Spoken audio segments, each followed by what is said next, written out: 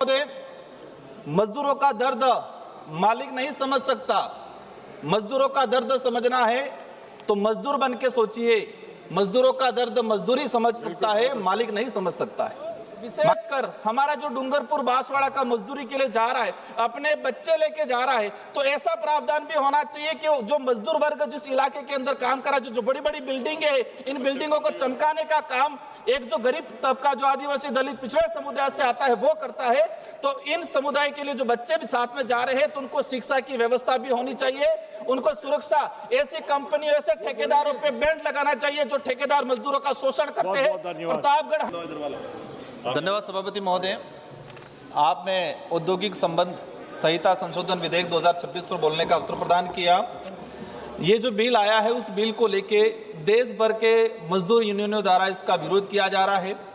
इस बिल के माध्यम से ये कहा जा रहा है, और ये हकीकत है कि मजदूरों के जो अधिकार हैं, इनके साथ जो कंपनियों में शोषण, अत्याचार, जो भेदभाव होता है, उनकी कम मजदूरी दी जाती है, वहाँ किसी पे हत्याएं हो जाती है, वहाँ शोषण होता है, तो उनको कहीं न कहीं उनके जो राइट्स है उसको कमजोर करने का जो बिल आया है, उस बिल का हम विरोध करते हैं। माननीय सभापति महोदय, मजदूरों का दर्द मालिक नहीं समझ सकता।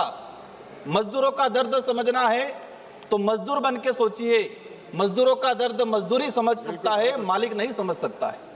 माननीय सभापति महोदय, मैं जिस क्षेत्र से आता हूं, डूंगरपुर बांसवाड़ा संसदीय क्षेत्र, और ये क्षेत्र से अधिकतर लोग अहमदाबाद, गुजरात, जो हिम्मतनगर, उस इलाके के अंदर, मैं माननीय मंत्री महोदय से विशेषकर आग्रह करना चाहूंगा कि अभी जो स्थिति बन रही है, दो ऐसे प्रकरण आए हैं। जो कंपनी है, वो कंपनी जो मजदूरी कराता है, वह शोषण करता है, व्यक्ति गलती करता है तो उसकी हत्या कर देता है और वही दफना देते हैं। गुजरात के अंदर हमारा जो डूंगरपुर जिले के बिलवा पंचेला का ईश्वर रोथ, जो राजपुर मेहसाणा में, उसकी मृत्यु हो गई और वही उसको दफना दिया गया। मतलब जो मजदूर का जो परिवार है, उसको वो बॉडी भी उस परिवार तक नहीं जाने दी।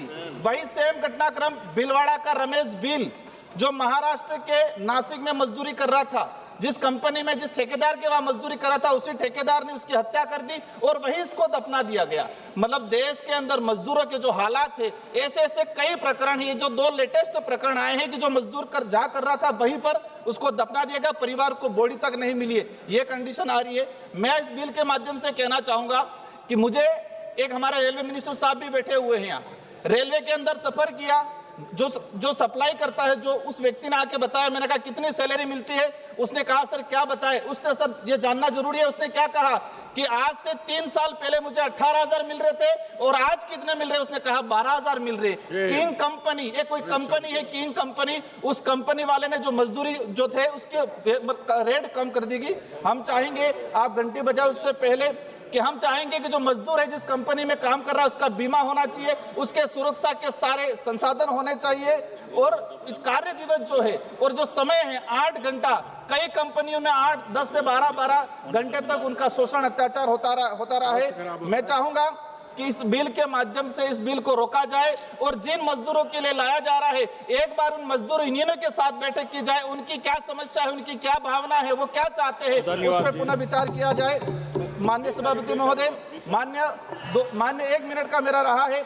जो विशेषकर हमारा जो डूंगरपुर बांसवाड़ा का मजदूरी के लिए जा रहा है, अपने बच्चे लेके जा रहा है, तो ऐसा प्रावधान भी होना चाहिए कि जो मजदूर वर्ग जिस इलाके के अंदर काम कर रहा है, जो बड़ी बड़ी बिल्डिंगें हैं, इन बिल्डिंगों को चमकाने का काम एक जो गरीब तबका, जो आदिवासी दलित पिछड़े समुदाय से आता है, वो करता है।